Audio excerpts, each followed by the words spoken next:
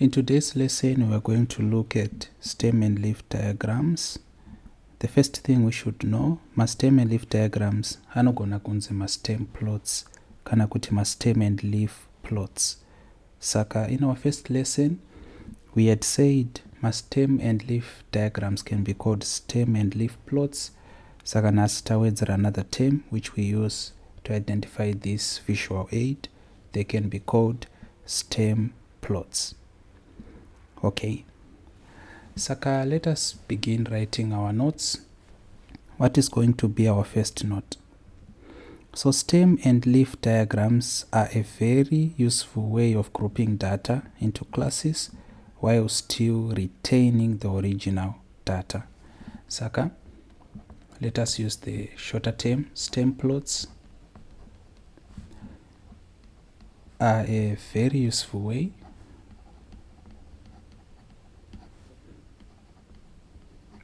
of grouping data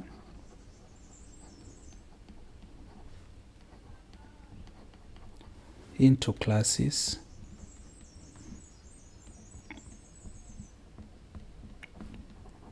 while still retaining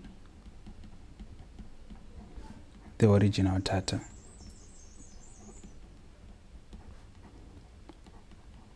Our first lesson on stem plots, stem and leaf diagrams, taka-emphasize kuti we use a stem and leaf diagram to retain the original data. But we are not going to lose the original data. Tikapa an example of diagrams, cannot visual aids, where we lose the original data, the visual aids which are centralized on the frequency in the data set. Saka panapa takuchida kuchi-emphasize what we mean by grouping data, and also what are these classes. Saka, you are going to see what we mean in a moment, starting with an example. Looking at this example, zvirikunzi these are the marks of 20 students in an assignment. Saka, we want to draw a stem plot from this data. Where do we start? Tinotangira pakusiva the lowest mark. So what is the lowest mark? Tunoziva our minimum and also our maximum.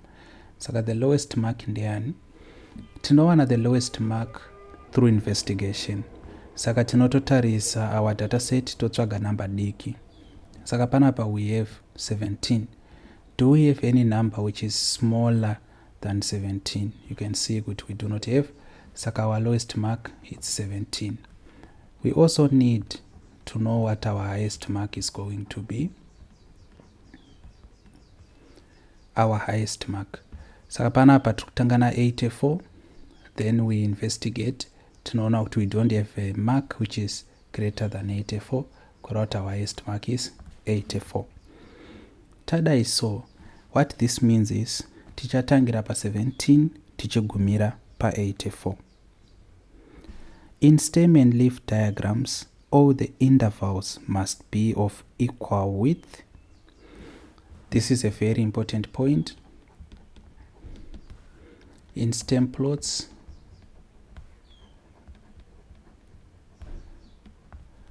all the intervals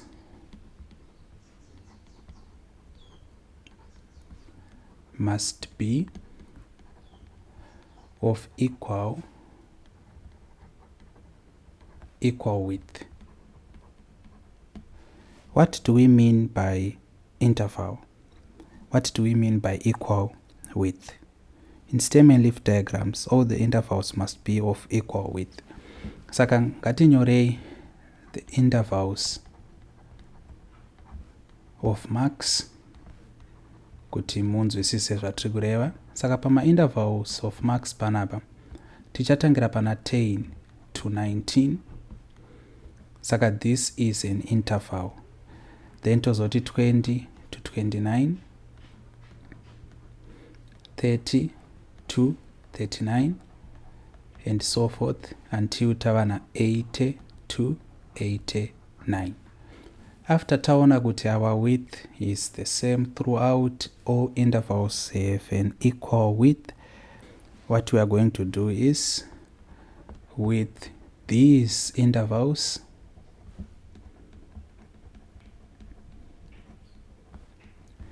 stems, kana kuti the stem, itai kuti zvinyatsokuita zvakanaka, the stem represent tens,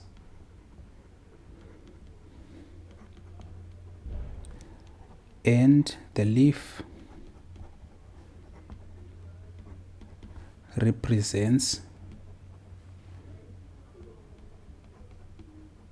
units. Saka ma-intervals aya ndo anoita kuti zvive possible for our stem to represent tens and our leaf to represent units.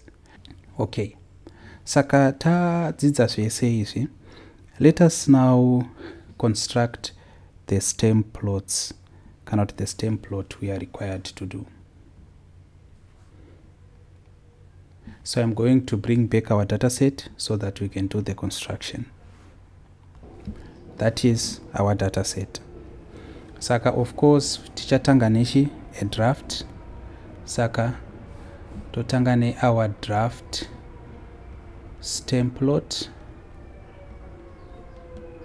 Then in our draft stem plot, how are we going to do it? We need a stem, we need a leaf, then key yedu tinogona yedu kuzongoinyora patichaisa our final stem plot. Saka we have learned here kuti our minimum is 17, our maximum is 84. Saka zora tichatangira pana 1 tichigumira pana 8. Okay, saka how we are going to do it differently to save on time and also to be more accurate, instead of kutangana 1 totsvaga in this data set all the values anotangana 1, we are not going to do that. We are going to do each data value one by one. Saka chatangana 84, tocheka 84, toya pana 8, tonyora 4, then 17, toita the same, 38, 45, I'm gonna note this is a lot quicker, 47, toisa comma or separator, then 7, 53, 76, 54, comma 4 pano, 75, 22, 66, 65, 55, 54, 51, 33, 39, 19, 54, 72. It's a lot quicker. We do it like that. Then kanatadai, we can now put our final stem plot where we are going to be arranging, cannot rearranging the leaves. Saka stem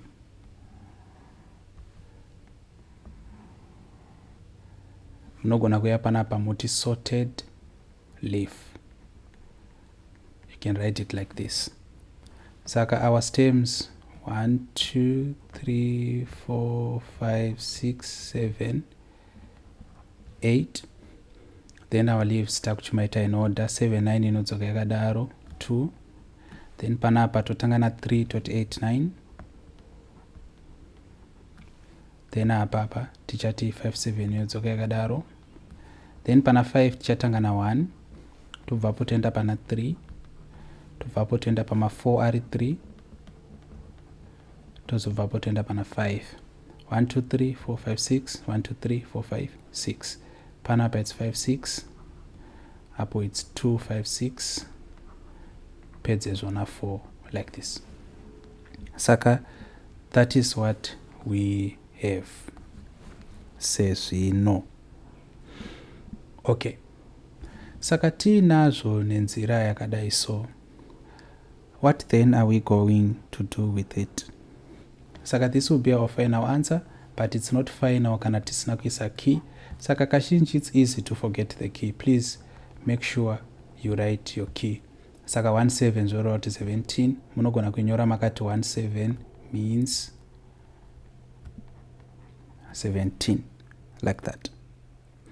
The next section we want to look at, toda kuita the interpretation kana kuti reading of a stem plot. We now want to look at the reading kana kuti interpretation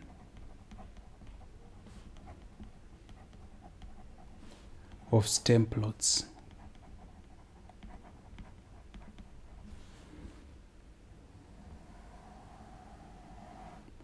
The reading or interpretation of stem plots. So how do we read? How do we interpret stem plots? So I'm going to be writing the notes here. Chinhu chekutanga, the stem plot gives a good idea at a glance of the shape of the distribution. So chinhu chekutanga chatofanga kuona kana taita put down a stem plot, tofanga kuona the shape of the distribution. Saka tichaita ma distributions, but I just want to preempt now. Saka what is the shape of this distribution? Mukatarisa panapa layout ema numbers, mukatresa kurikugumira manumber like this. Munoona kuti panobuda shape yakadai so. Iyi shape inonzi a normal distribution. Saka we can see from our, as we actually expect by our marks, we can see that we do have a normal distribution just by tracing the general shape of this part. What comes second? The second thing we can look at is, it is easy to pick out the smallest and largest values. Saka tinogona kuona the smallest and largest values. Saka these smallest and largest values tinomaona sei, tikatarisa pano tinoona kuti 17 is the smallest value, then 84 is the largest value, like that. That is also what we can see kana draw a stem plot. The other thing is, we can actually find out what the mode is. Saka kana tichiti mode, tichaita what we call a 5-number summary of data, patinenge tichitarisa the mode, the median, the first quartile, and the third quartile, etc. Tichatarisa futi mean and stuff. But panapa, just to preempt, kana tichiti mode tirongoreva data value kana kuti number with greatest frequency. Kana tichiti frequency tirongoreva the number of times a data value appears in a data set. Saka mukatarisa pano munoona kuti tine ma 4 ari 3. Saka 4 iri kudzokorodzwa ka 3. That is the highest repetition, but it's under 5. Kureva kuti mode yedu inenge iri 54, like that. But taona kuti mode yedu inenge iri 54.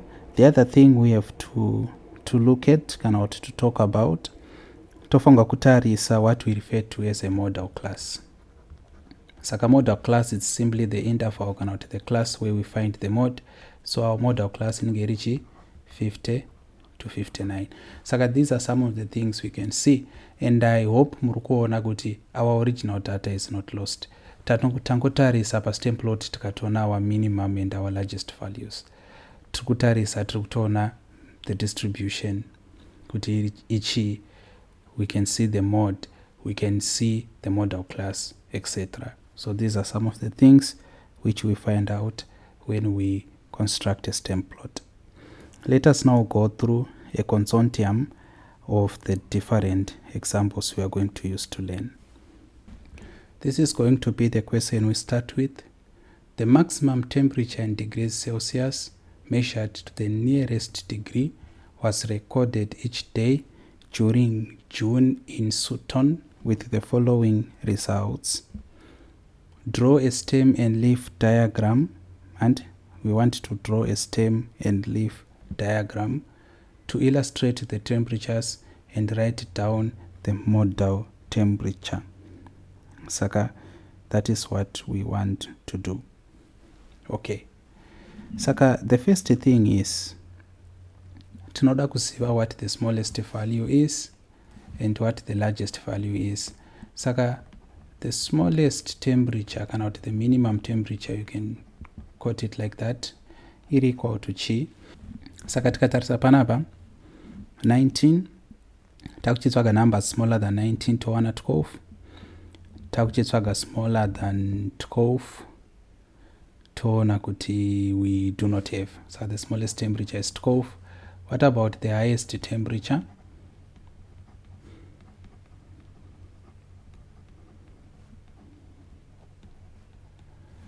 For the highest temperature, we have 19, but tatowana 23, takuchitsvaga iri bigger than 23. Ndo yatakuchida kuchitsvaga pano toona tatina. So the highest value of temperature is 23. So this is 12 degrees Celsius. And this is also 23 degrees Celsius. Saka pano ndoda kuti muone. Tiri kubva pana 12 kuenda pana 23. The gap is relatively very small. So kuti kana tikasa adjusta our class kana kuti interval width, we are going to have something which does not tell us a lot of information. Saka let me show you what I mean visually. What I mean is this. Kana tikadai so and tikada kushandisa the width of 9, tenge takuti techiti stem leaf. Mastem edu anangangori 1 na 2. Murupaona. Then takuchitanga 9 apo 3, 9 0, 2 9 2 2 6 8 6 9 0 7 3 4 2 5 7 6 7 9. Then apo ichazoya ichiti 2 2 0 yozoti 0 0. So I'm going to this does not make a lot of sense. Tambotaura tichiti one of the reasons why tichi draw a stem and leaf diagram, toda kuziva the general distribution, cannot shape of distribution, but we cannot find a shape of distribution like that. Saka this is the time we have to adjust our class or interval width. Saka, let me remove this. I think maona how redundant it's going to be tikazvita in that way. Saka panapa, this is a note, this is the case where we adjust our class kana kuti interval width. This is the case. So the smaller value is 12 and the highest value is 23.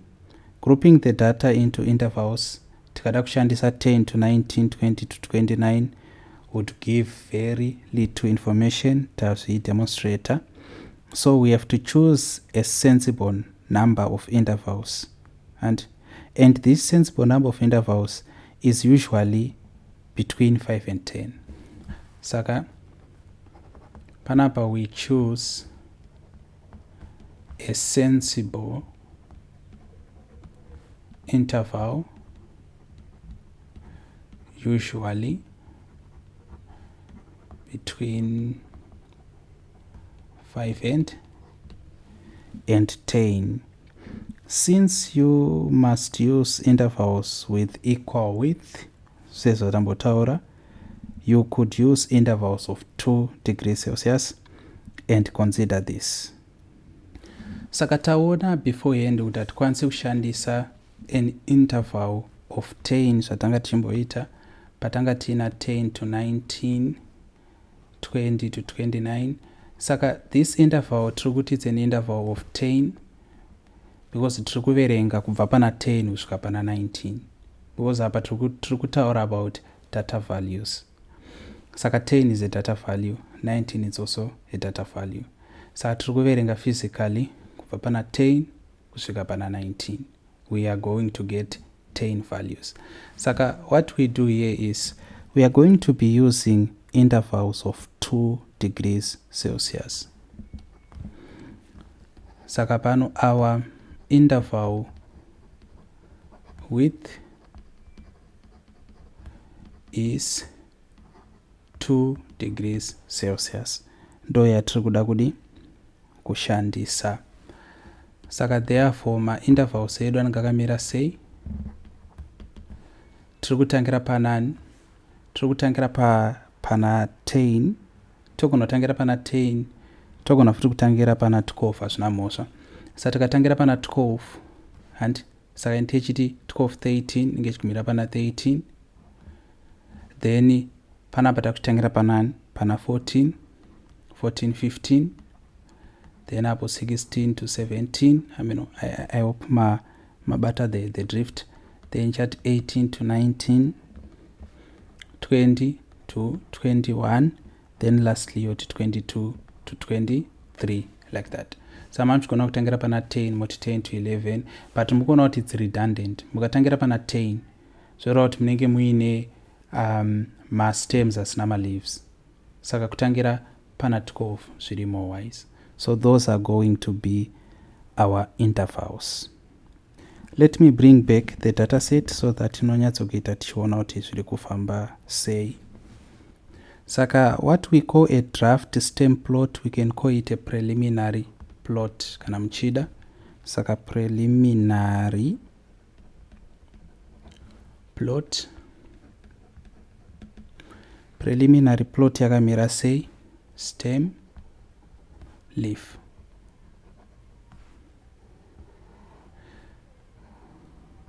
Saka panapa manyorera takuita mastem edu. Handi tatonyora pasi ma intervals acho. Saka mukuona kuti tiri kutanga na 1 panapa for 12. Tichatanga futi na 1 for 14. Tichatanga na 1 for 16. Tichatanga futi na 1 for 18, like this.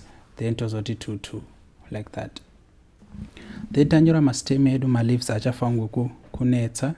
Saka pano ndodanyora ma leaves in a different color, allow me. Saka panapa tikutanga na 19. Saka tocheka 19 toisa 9 apo, 23 toisa 3 pano, 19 again, comma, saka ngana comma in separator, 9 panapa, comma 9 futi, then pana 2. Saka pana 2 panapa pani mistake yandaita. It's a very common mistake. Saka mufunga kuichenjerera. 3 iyi haisi kuuya pana 2 ekutanga. 3 iri kuuya pana 2 unouyu. Nipamusana pekuti the second 2 ndo iri kurepresenta 22 to 23. You have to be careful there. And if it even panapa, this is actually wrong. It's also a common mistake yandaita kuti mimi musazoita. I hope mama tozoona kuti hatisema 9 panapa because toda kutsvaka the actual interval. Saka kana muchita macases ekuti you are splitting your interval musingashandise width of 10, you have to write them down so that you can be careful. So I'm going to 18 to 19 ndiyo 1 yekupedzisira kureva kuti pana 19 apa 9 anengachuya panapa. Murikuzona? Then 23 tamisa chaipo chaipo, 19 oya futichi apo. Saka ma 19 ari 1 2 3 umwe 19 oya panapa futi, like this. Then ko 20 0 ari kuya apa. Ko 12 toona kuti 12 anenge ari mu our first interval kana kuti first class, saka ari kuya pano. Ko 19 takutoziva kuti ma 19 anoenda kupi. Ko 22 inoya kuna 2 unouyu kupedzisira, another 22. Ko 16 inoya pana 1 wechi3. Ko 18 inoya pana 1 kupedzisira. then 16 takuziva kwaanoenda, 19 takuziva kwaanoenda, 20 toziva, ko 17 anoya kuna second last one. Okay, ko 13 anoenda mekutanga, ko 14 anoenda mechi2, ko 12 anoenda mekutanga, ko 15 anoenda mechi2, ko 17 takuziva kwaanoenda, ko 16 muno futi, 17, then ko 19, 22, another 22, then 20, 19, then ma 20 hari 2. It is like this. Saka maona kuti inonyorwa sei. It's a little complicated, but panapa makuona kuti takutokwanisa kutotaura what the distribution is. You can see kuti takukwanisa wana more information from this. Then from this, of course, takufanga kuva ni our final plot. Saka final plot, it's stem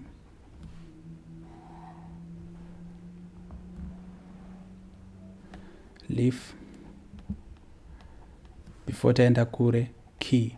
Saka manyorora tunoita key yedu manje tinogona kungoti 1 2, it means 12 degrees Celsius, like that. Tatonyora our key, musakanganwa key, munoluza mamarks.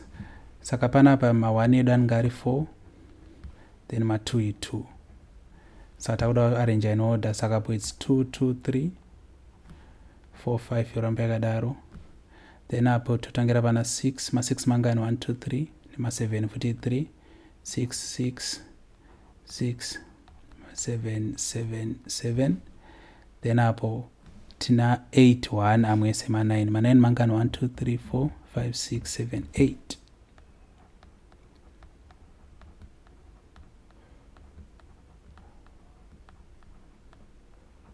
Yeah, ndazama kutsokodzera like this. Then ma0 edu mangani 5,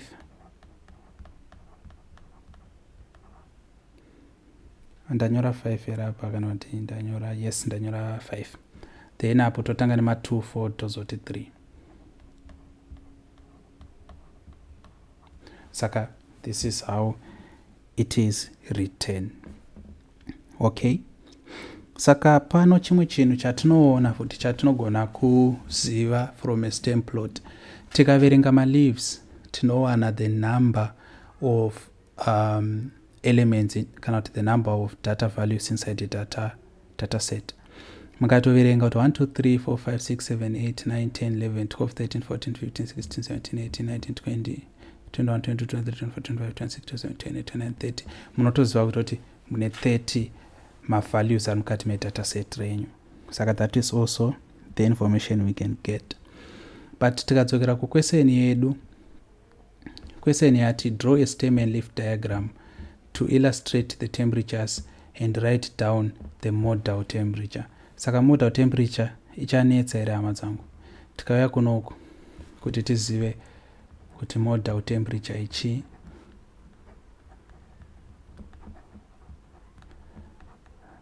modal temperature inenge iri equal to what? Saka tikona kuti ma9 ndo akanyanya kuwanda ari under 1, saka it's 19 degrees Celsius. That is going to be our modal temperature. Maona kakutiretwa sei. Tichiri pa the same question, there's something else we should learn. What we should learn is we have to note the stem does not necessarily represent the tens digit. For example, suppose you want the intervals 12 to 14, 15 to 17, 18 to 20, and 21 to 23. Saka let us suppose our intervals are 12 to 14 like atanga tiinawo 15 to 17. So this is another way of doing it, but it's not encouraged. 18 to 20 na 21 to 20 to 23 like that. Tikatarisa the interval 18 to 20 cannot be represented by a stem of 1. Muri kuzoona panapa. Saka iyi interval iyi haicharepresenteki. This cannot be represented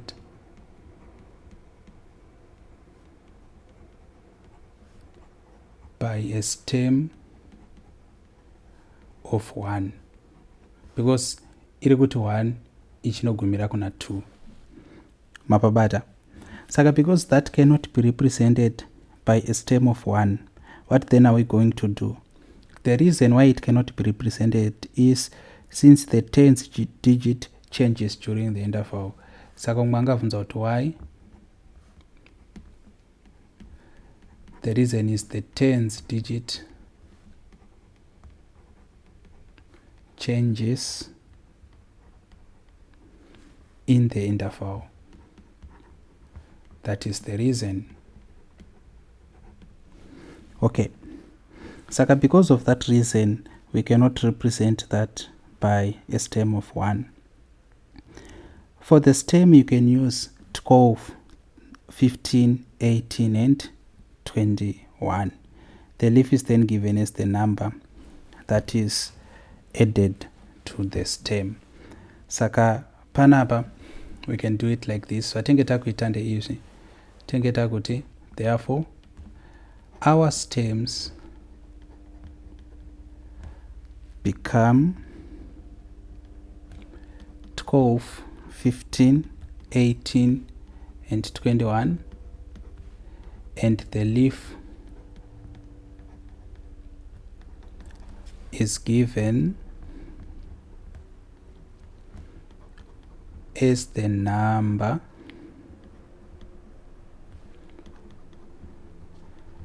that is added to the stem.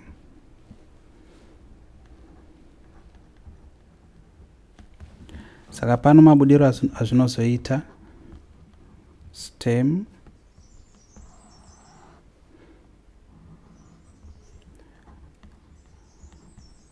leaf.